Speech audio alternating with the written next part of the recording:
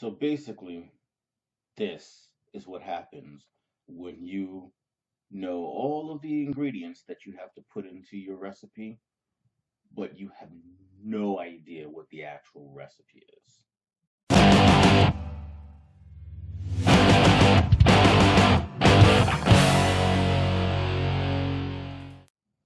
So take a popular video game franchise, Warcraft, and you're going to make a movie out of it. And you're going to put all of your efforts into nailing the special effects and nailing the advertising.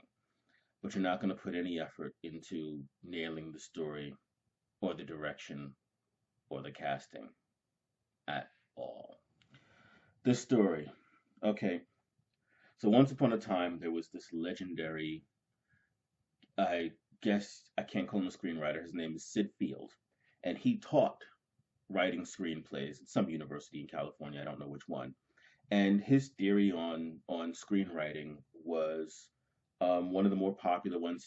His book screenplay is the textbook that people use for screenwriting, and it's all about the three-act story. But his concept of the three-act story is that Act One has to begin at a certain point and end at a certain point. Start at point A, end at point B. And then, the same thing goes. Act Two has to begin at point B, end at point C, blah, blah, blah. But Sid Field basically thought that how you get from point A to point B was almost irrelevant as long as you got there.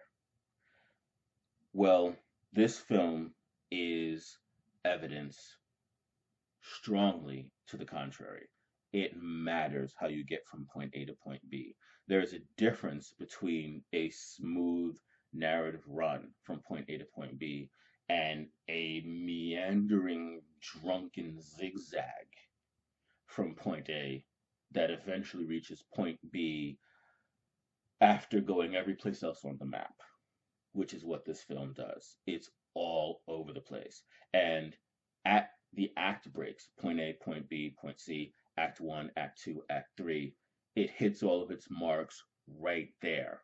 So four times during the movie, the beginning, the end of act one, the end of act two, and the end of the movie, it hits its marks. Every other point in the movie, it's all over the place and it's a mess. So how's the rest of the screenplay? Things like dialogue. Almost as bad as the plot. It's amateurish. It's a film where the dialogue attempts to be really, really charming. I think they were really trying to populate the entire movie with Harrison Ford characters. Everybody is supposed to, well, all of the male characters are supposed to have roguish charm, and they don't. Partly because of the script and partly because of the acting. So yeah, no, it doesn't work very well. Um, Everything in it is amateurish, from the dialogue, the attempts at charm, the humor, and the characterization, which, as I said, is pretty much one note. And the acting itself, well, it's barely acceptable. No one, not one actor in the film, is actually good. They all range from being bad to, at best, mediocre. Some of them achieve lofty mediocrity.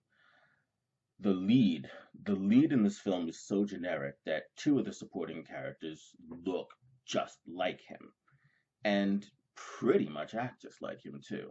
Um, the lead orc is CGI, and well, they didn't spend that much money on differentiating the models between the different orcs, so all of the male orcs look alike.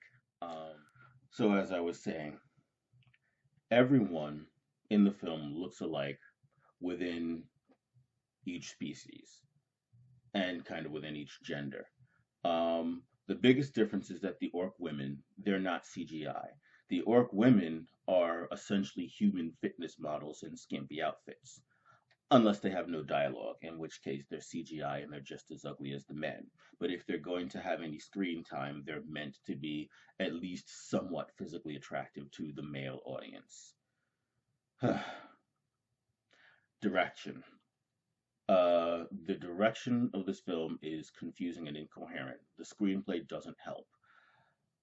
The film is fast paced. In fact, it's too fast. The events of the film sort of tumble out one on top of the other. Like I said, it's a meandering mess from point A to point B to point C, and it just it doesn't get any better. It gets worse as the film goes on. Tonally, this film is trying to be epic, but it is way too inept to be any kind of epic.